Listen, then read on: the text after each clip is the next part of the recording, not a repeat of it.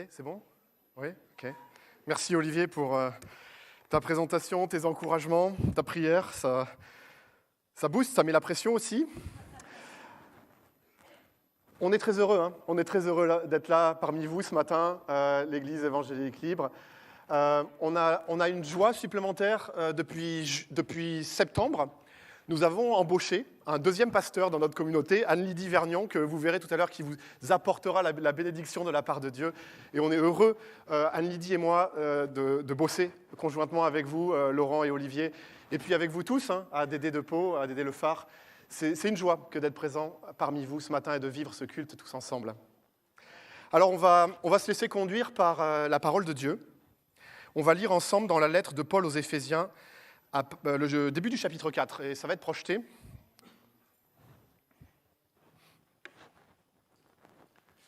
Voilà, c'est parti. Paul qui nous dit ça. « Moi qui suis prisonnier à cause du Seigneur, je vous encourage à vous conduire d'une manière digne de l'appel qui vous a été adressé. Soyez toujours humbles, aimables et patients. Supportez-vous les uns les autres avec amour. Efforcez-vous de conserver l'unité que donne l'Esprit dans la paix qui vous lie les uns aux autres. Il y a un seul corps et un seul esprit. De même, Dieu vous a appelé à une seule espérance lorsqu'il vous a fait venir à lui. Il y a un seul Seigneur, une seule foi, un seul baptême, un seul Dieu et Père de tous, qui règne sur tous, qui agit par tous et qui est en tous.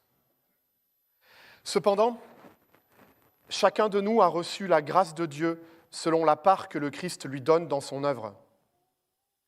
C'est bien ce que déclare l'Écriture. Il est monté sur les hauteurs, il a emmené des captifs et il a fait des dons aux hommes. Or, que signifie « il est monté » ? Cela implique qu'auparavant il est descendu jusqu'en bas, c'est-à-dire sur la terre. Celui qui est descendu, c'est aussi celui qui est monté au-dessus de tous les cieux afin de remplir l'univers entier. C'est lui qui a fait don de certains comme apôtres, d'autres comme prophètes, d'autres comme évangélistes et d'autres encore comme pasteurs et enseignants. Il a fait don de ces hommes pour que ceux qui appartiennent à Dieu soient rendus aptes à accomplir leur service en vue de la construction du corps du Christ. Ainsi, nous parviendrons tous ensemble à l'unité dans la foi et dans la connaissance du Fils de Dieu, à l'état d'adulte, à un stade où se manifeste toute la plénitude qui nous vient du Christ.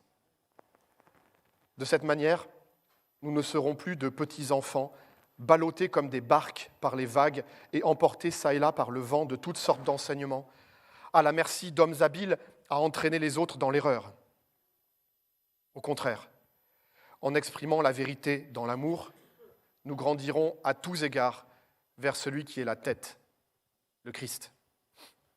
C'est de lui que le corps tout entier tire sa croissance pour s'affermir dans l'amour, sa cohésion et sa forte unité lui venant de toutes les articulations dont il est pourvu pour assurer l'activité attribuée à chacune de ses parties.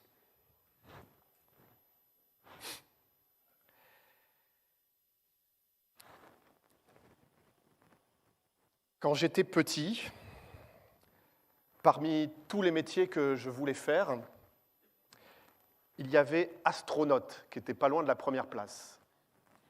Comme Thomas Pesquet. On va afficher la tête de Thomas Pesquet, notre astronaute national. Vous le reconnaissez ? Est-ce que je suis le seul dans ce cas-là ? Est-ce qu'il y avait d'autres astronautes en herbe quand vous étiez jeune ? Franchement, je trouvais que ça déchirait grave, le métier d'astronaute. 2 missions spatiales.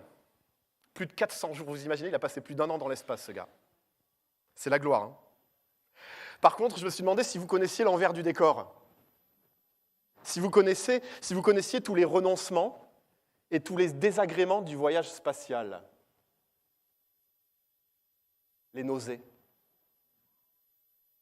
Les nausées dans l'espace, les nausées quand ils rentrent sur Terre. tous les problèmes de santé, plein de problèmes aux os, paraît-il. Des difficultés pour maintenir sa musculature quand il est dans l'espace, perd tous ses muscles. Et puis, toutes les restrictions de la vie dans la Station spatiale internationale. La vie dans un espace réduit. Si vous êtes claustrophobe, c'est pas pour vous. Hein. Les galères pour se laver.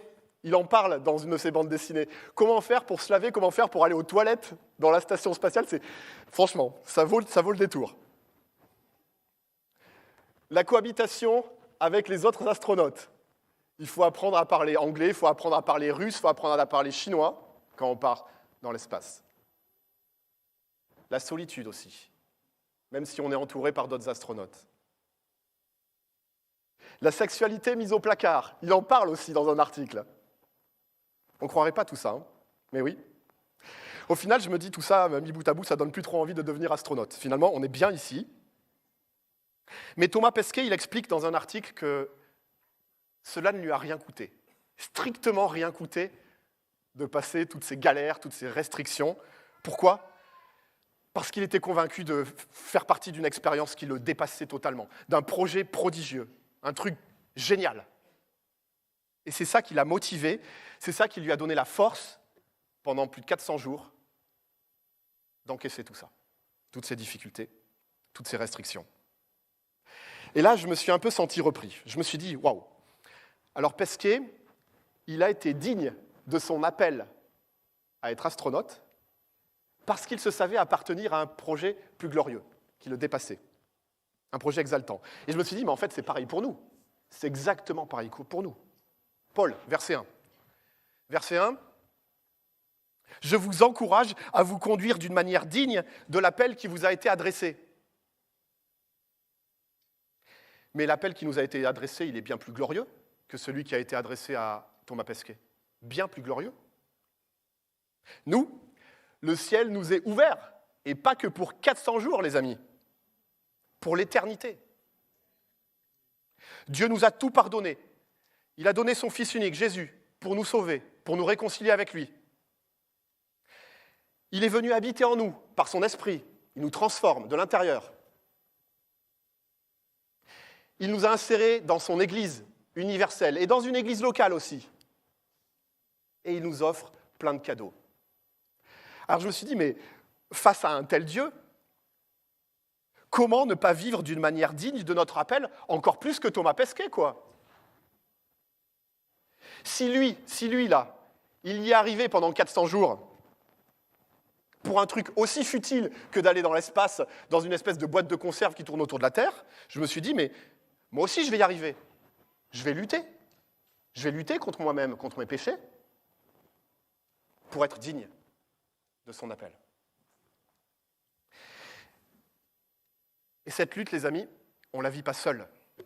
Et c'est là où la suite de la lettre aux Éphésiens va nous interpeller. Verset 2, voici l'appel que Dieu nous a adressé. On peut le projeter, s'il vous plaît. Voilà. Comment est-ce que Paul nous demande de vivre dignement notre appel ? Comme ça. Soyez toujours humbles, aimables et patients. Supportez-vous les uns les autres avec amour. Efforcez-vous de conserver l'unité que donne l'Esprit dans la paix qui vous lie les uns aux autres. Et là, je me suis dit, mais c'est quand même une surprise. Hein. Parmi toutes les choses que Paul aurait pu dire, il nous balance, mais soyez humbles les gars. Soyez aimables les uns avec les autres. Soyez patients envers tous. Conservez l'unité de l'esprit. Et il n'y a pas plus important, conservez l'unité de l'esprit. C'est ça qu'il nous dit Paul. Il nous dit que cette vie digne à laquelle on est appelé, ce n'est pas une démarche individuelle, c'est une démarche collective. La vie chrétienne, ce n'est pas une course en solitaire, ce n'est pas un plan de développement personnel. La vie chrétienne, c'est une réalité du vivre ensemble. Dieu qui nous façonne en nous mettant en friction les uns avec les autres, en contact les uns avec les autres, comme des pierres qui se polissent au contact l'une de l'autre. Il y a un seul corps nous dit Paul. Un seul corps. Et ça va être l'objet de cette première partie. Un corps uni. Les versets 1 à 6 de ce chapitre 4. Si on peut projeter le titre, s'il vous plaît, merci. Un corps uni.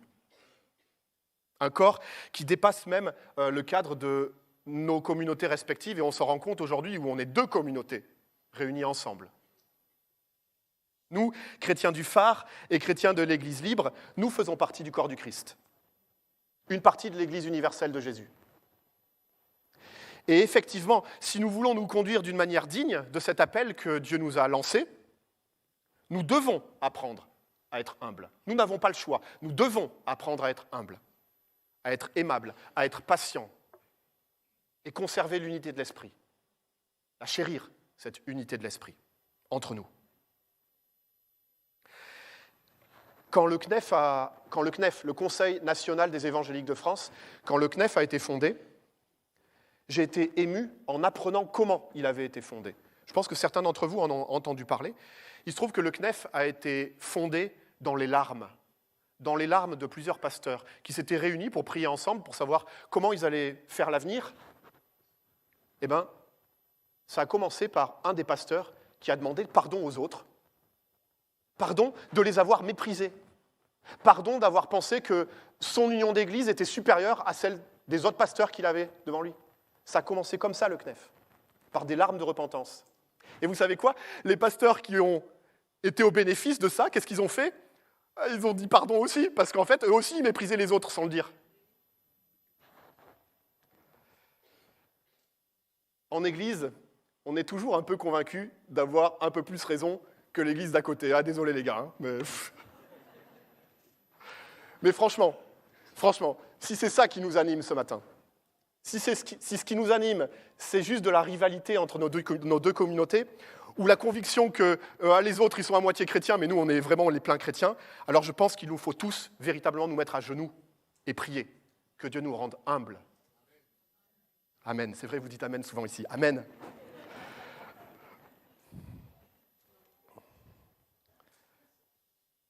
À travers ce culte, ce qu'on veut manifester tous ensemble, et c'est comme ça qu'on l'a préparé, c'est notre joie d'appartenir ensemble à ce corps qui nous dépasse, le corps de Christ. On veut être unis en Christ pour qu'il manifeste sa gloire dans la ville de Pau. Et Olivier, tu l'as prié, tu l'as rappelé tout à l'heure. Ouais. Qu'on puisse ensemble être acteurs pour le salut de celles et ceux qui ne connaissent pas Christ et qui se perdent dans notre belle ville. Alors qu'est-ce qu'il rappelle ? Voilà, vous l'avez projeté, un seul corps, un corps uni. Pourquoi ? Parce qu'il y a un seul esprit, les amis, un seul esprit. De même, Dieu vous appelait à une seule espérance.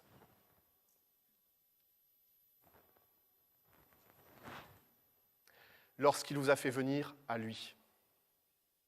Il y a un seul Seigneur, une seule foi, un seul baptême, un seul Dieu et Père de tous. Alors, question que je me suis posée, mais comment pourrions-nous être deux églises alors qu'il y a un seul Dieu, un seul Père, un seul Seigneur, un seul esprit, une seule espérance, un seul baptême, une seule foi ? Conclusion, nous sommes une seule église et on le manifeste ce matin. Quel est le point commun à tout ça ? Qu'est-ce qui permet cette unité ? Ça aussi, ça a été rappelé tout à l'heure au moment où on a célébré la scène ensemble. Ce qui fait notre unité, c'est la mort de Christ. Un seul Christ, un seul Seigneur, mort pour nos péchés à la croix, pour nous offrir le pardon, la réconciliation avec Dieu. Un seul Christ, mort et ressuscité d'entre les morts. Et c'est par lui que nous avons cette unité.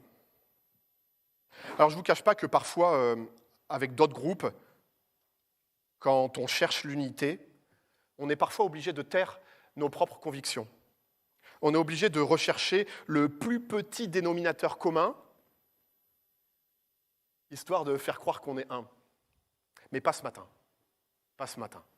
Nous n'avons pas à faire croire qu'on est un parce qu'on l'est véritablement. Notre unité ne vient pas de ce que l'on a passé sous silence. On aurait passé sous silence notre identité. Absolument pas. Absolument pas. Je n'ai rien passé sous silence ce matin. Je me sens comme chez moi, comme à la maison ici parmi vous. Notre unité, elle vient de la proclamation claire de Jésus-Christ. C'est ça, notre unité. C'est une passion commune pour Jésus-Christ. Et je sais que ici, vous avez cette passion pour Jésus, comme nous l'avons également à l'Église libre. Nous avons tellement de choses en commun. Alors on se rend compte pour le coup que cette unité, on n'a pas à la créer. On n'est pas en train de créer une unité là, en faisant un culte ensemble. Cette unité, on l'a déjà, elle nous est donnée par Christ. Par contre, ce qu'il nous appartient de faire, nous, c'est de la chérir, cette unité. De la chérir, de la cultiver, de la préserver. Ça ressemble à une famille. Hein. Ça ressemble à une famille. On ne choisit pas ses frères et sœurs, comme dans la vraie vie, comme dans votre famille. Et je parie que la plupart d'entre vous, vous êtes rassemblés en famille pour les fêtes de Noël, non ? Vous avez fait des... En général, c'est ce qu'on fait à Noël. Hein. On se rassemble autour d'une bonne table, et il y a les frères et sœurs. Et comment vous vous êtes comportés ? Est-ce que vous êtes venus avec le désir de vivre un temps apaisé avec vos frères, vos sœurs, vos parents ? Ou est-ce qu'au contraire, vous avez sorti la mitraillette au moindre problème ? Non. Je pense qu'on a tous le désir que tout se passe bien. Et bien c'est ça, chérir cette unité que Christ nous a créée. Ce que les Seigneurs attendent de nous, c'est que nous travaillions notre humilité, notre amabilité, notre patience pour maintenir cette unité entre nous. Et puis, on a autre chose que le monde n'a pas aussi, hein. C'est le remède du pardon. Le remède du pardon à appliquer généreusement. Alors on va projeter le verset 16, qui est le dernier verset qu'on a lu tout à l'heure, parce qu'il nous parle aussi d'unité, et il dit quelque chose d'important. Paul souligne le rôle des responsables d'Église. Et il dit ça, il parle de la cohésion de l'Église comme corps de Christ, et il parle de sa cohésion et sa forte unité lui venant d'où ? De toutes les articulations dont il est pourvu, le corps. C'est quoi les articulations dont le corps est pourvu ? Ce sont les responsables d'Église. Ce sont toutes les personnes qui sont en poste à responsabilité et qui maintiennent cette unité, parce qu'ils en ont conscience.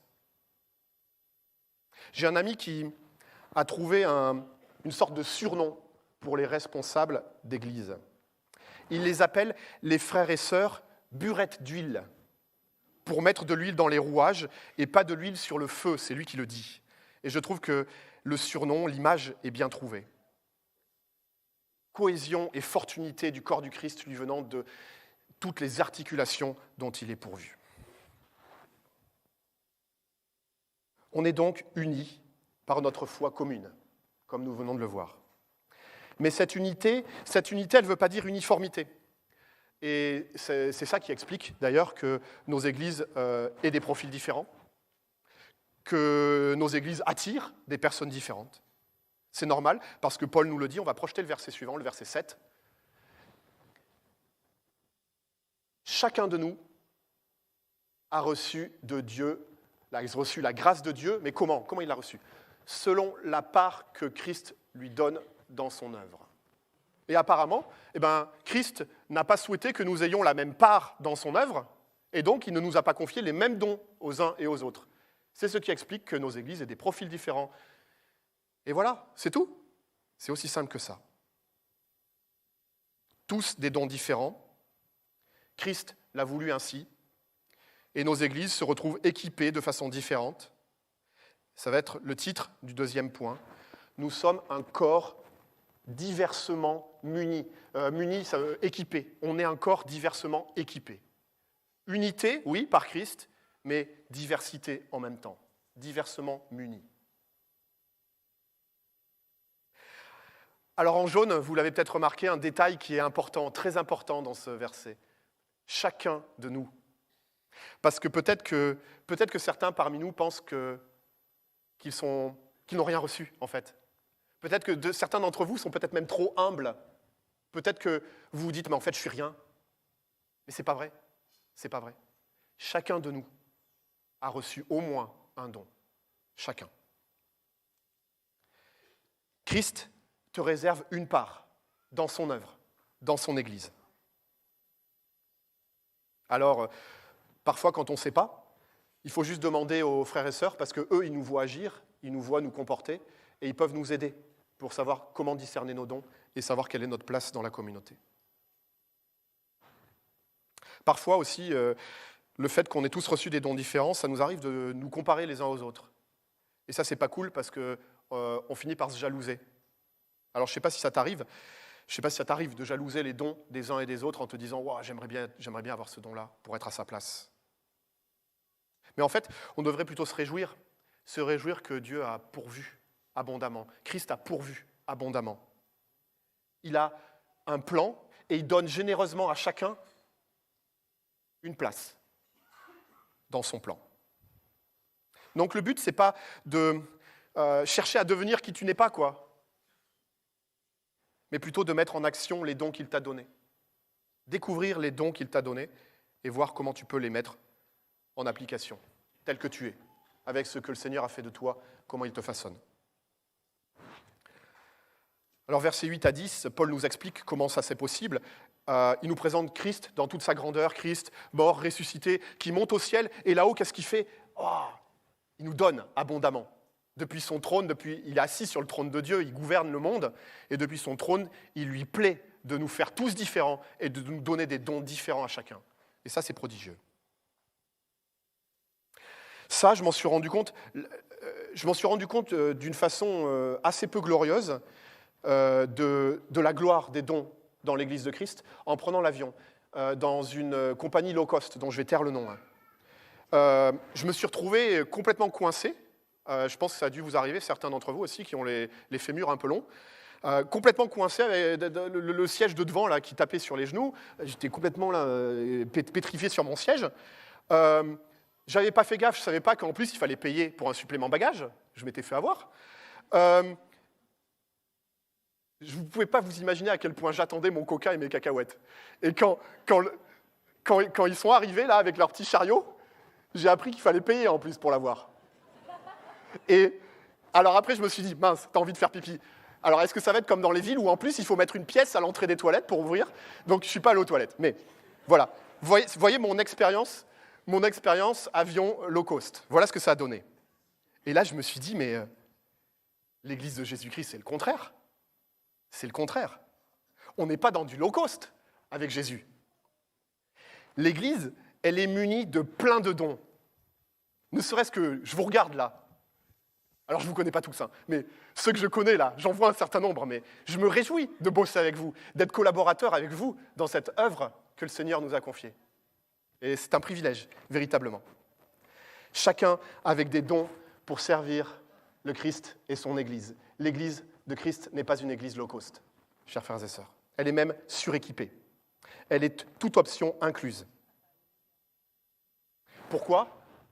Vous relirez à tête reposée, vous verrez le psaume qui est cité, parce que Christ est monté sur les hauteurs après être descendu et après être mort sur terre. Il est monté sur les hauteurs et il lui plaît de nous donner abondamment. Gloire à lui. Alors parmi tous les cadeaux, on va en mentionner, Paul en mentionne un certain nombre, on va pouvoir afficher à partir du verset 11 et 12 là, s'il vous plaît. Merci. C'est Christ qui a fait des dons particuliers, il en mentionne 4, apôtres, prophètes, évangélistes et pasteurs enseignants, en fait c'est le même package. C'est ainsi qu'il a rendu le peuple de Dieu apte à accomplir son service pour faire croître le corps du Christ. Alors je voulais juste faire un focus sur le rôle du pasteur enseignant, parce que j'ai déjà eu tellement de déboires, ça fait 12 ans que je suis dans le ministère et j'ai eu tellement de problèmes avec ce verset.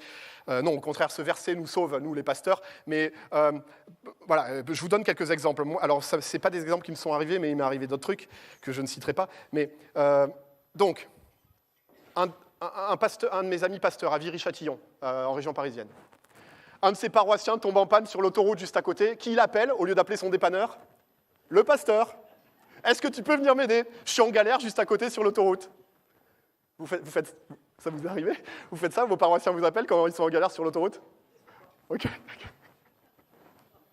Un autre ami pasteur également en région parisienne.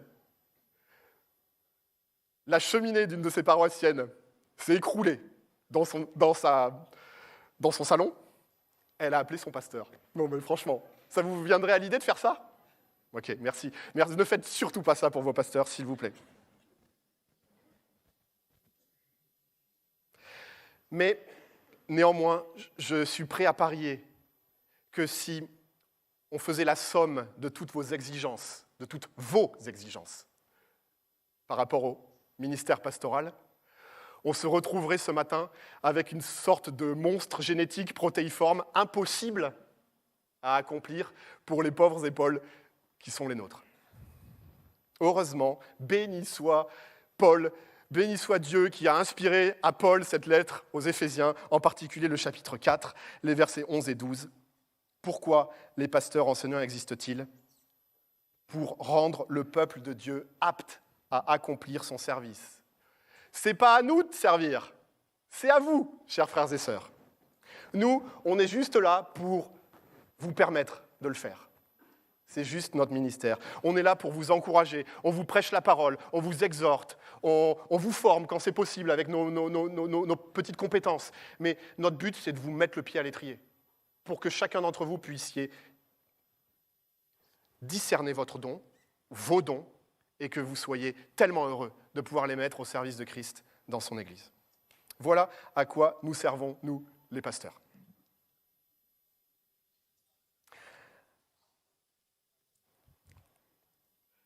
Dans quel but? Ça sera la dernière partie. Dans quel but? La fin du verset 12, là, on peut peut-être revenir en arrière, je crois que c'est projeté. Voilà, la fin du verset 12. Le but de tout ça, on a un corps qui est uni par Christ. On a un corps qui est équipé, qui est muni de plein de dons. Pour faire quoi? Pour faire croître le corps du Christ. On a un corps du Christ qui est fait pour mûrir, pour croître. Ça va être le dernier passage qu'on va relire, c'est toute la fin du passage. Donc un corps mûri, c'est la troisième partie, les versets 13 à 16, et on va relire tout de suite ce que dit Paul. Ah, c'est un peu petit, je pense que j'ai... Voilà. Nous parviendrons tous ensemble à l'unité de la foi dans la connaissance de Dieu. Nous deviendrons quoi? Nous deviendrons des adultes dont le développement atteindra la stature parfaite du Christ. Alors, nous ne serons plus des enfants, emportés par les vagues ou le tourbillon de toutes sortes de doctrines, trompés par des hommes recourant à la ruse pour entraîner les autres dans l'erreur. Au contraire, en proclamant la vérité avec amour, on va grandir en tout vers le Christ qui est la tête. Alors, j'ai un peu accentué les mots importants là, dans la lecture, mais vous l'avez entendu. Cette maturité, c'est cette maturité qu'on gagne quand on passe, pareil dans notre croissance, d'enfant à adulte. Et être église ensemble, c'est pour nous encourager à passer d'enfant spirituel à adulte spirituel.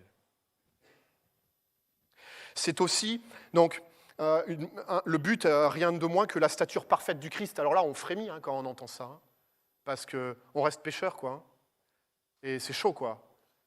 Prière, repentance régulière. Parce que oui, on n'est pas encore, aucun d'entre nous n'a encore atteint la stature parfaite de Christ. Et c'est ma prière qu'on puisse chacun s'entraider à croître à la stature de Christ. Vous avez remarqué aussi qu'il est question d'erreur doctrinale. Il s'agit d'une maturité capable de résister aux fausses doctrines. Et là, je me suis dit, mais quel serait l'exemple le plus approprié pour nous, chrétiens, au XXIe siècle? Je crois, en tout cas dans mon expérience pastorale, que la théologie dite de la prospérité est sans doute l'erreur doctrinale la plus grave pour chacun d'entre nous, parce qu'elle est tellement attrayante. C'est tellement attrayant de se dire que Dieu veut nous bénir dès maintenant. Et que si on n'est pas béni, c'est peut-être qu'on a un péché caché, ou peut-être parce qu'on ne le loue pas assez. Mais non. Dieu ne nous a pas promis la bénédiction dès maintenant. Heureusement, il le fait. Il n'est pas un Dieu avare en bénédiction. Mais nous ne pouvons pas la revendiquer. Un jour, elle sera là, quand nous serons réunis à lui, dans son royaume. Et là, oui, des corps ressuscités, des corps glorieux. On ne connaîtra plus la souffrance, plus de larmes. Il essuiera toutes les larmes de notre corps, de nos yeux. Et là, ce sera glorieux. Mais pas encore maintenant. Il y a encore beaucoup de souffrance sur cette terre, et les chrétiens n'en sont pas épargnés. La persécution est là, les guerres sont là, et c'est parfois tellement difficile d'être chrétien au quotidien. Attention à la théologie de la prospérité. Enfin, cette maturité, elle est liée à quoi? Elle est liée à la proclamation de la vérité avec amour. Verset 15. Proclamation de la vérité avec amour. Comment grandir vers Christ? En prêchant la parole, en nous prêchant la parole mutuellement les uns aux autres. La bonne nouvelle de Christ. Et c'est vrai que cette bonne nouvelle, elle nous met à mal, quoi. Elle nous renvoie vers nos défaillances. Si Christ a dû venir et mourir, c'est parce qu'on est pécheur et qu'on n'est pas à la hauteur. Ça fait mal d'entendre ça. Et c'est pour ça qu'il est important de se prêcher la parole avec amour. Parce que c'est tellement facile de pointer du doigt les péchés de l'autre sans regarder les propres siens.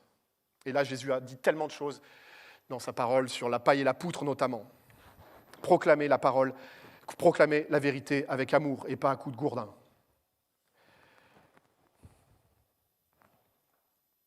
Si la prédication de la parole de Dieu est le centre de nos cultes, c'est pour nous permettre justement de grandir chacun à la taille de Christ. Pour nous permettre d'identifier nos idoles respectives, les arracher, ces idoles, et y planter l'amour de Christ à la place, pour pas que ça repousse. Parce que les idoles, dès qu'il y a un peu de place, c'est comme la mauvaise herbe, ça repousse facilement. Alors on est là, mutuellement, on s'encourage, dimanche après dimanche, en s'exhortant par la parole, pour mener des vies qui plaisent à Dieu, pour l'honorer par notre conduite, par nos pensées, par nos actes, par nos paroles. Je voudrais conclure maintenant. On a commencé en parlant de gloire ce matin. La gloire de Thomas Pesquet, là-haut, dans l'espace. Mais il me semble qu'on a continué à parler de gloire ensuite. On a redécouvert ensemble une gloire encore plus grande. La gloire de l'Église de Jésus-Christ, chers frères et sœurs. Demain matin, qu'est-ce qui va se passer? Demain matin, vous allez aller bosser. Pas moi, je suis mon jour de congé, vous vous souvenez, Église Libre, n'appelez pas Lydie non plus. Bon, je suis lourd, je crois que c'est la 3e fois en quelques mois que je vous le dis, mais c'est pas grave. Demain matin, vous allez aller bosser. Qu'est-ce qui va se passer quand vos collègues de travail vont vous demander « T'as fait quoi ce week-end » Est-ce que vous allez leur dire « Hier, j'étais à l'église » ou est-ce que vous allez avoir la honte? Est-ce que vous allez le dire ou est-ce que vous allez avoir la honte? Honte à cause des querelles et des divisions dans nos églises. Non, je ne vais pas avoir honte, parce que Christ a fait de nous une seule église, une église universelle, avec lui, Christ, à sa tête. On est unis par notre foi commune, et Christ nous appelle à cultiver cette unité, humilité, amabilité, patience.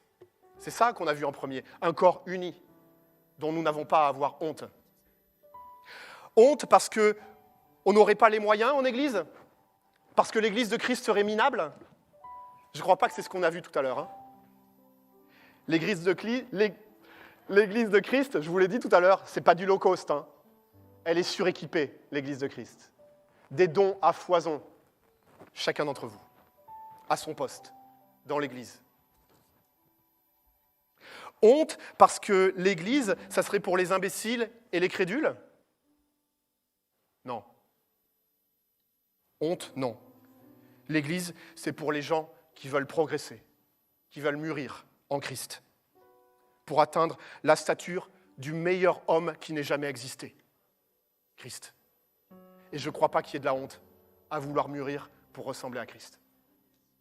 Alors, frères et sœurs, redresse-toi. Moi, je vais me redresser. Redresse-toi. Les épaules en arrière quand tu vas au boulot demain matin. Et sois fier. Sois fier de ce que tu auras fait ce dimanche matin. Sois fier quand on te demandera où tu étais hier. Ne sois pas fier de toi-même, il n'y a pas de quoi. On est pécheur, je reste pécheur. Je dois rester humble, comme on l'a dit tout à l'heure. Mais sois fier de ton Dieu. Tu es aimé par le Père. Tu es sauvé par le Christ. Et tu es sanctifié par l'Esprit. Sois fier de ton Dieu. Sois fier de ce qu'il est en train de faire dans son Église. Car je n'ai pas honte de l'Évangile. c'est la puissance de Dieu pour le salut de quiconque croit. Amen. Et je crois qu'on va chanter un chant qui va nous unir les uns aux autres. Je vous invite à vous lever pour manifester cette unité commune, qui nous est commune, que nous avons en Christ. Et je vous invite à chanter de tout votre cœur. Nous sommes un dans un lien d'amour. Nous sommes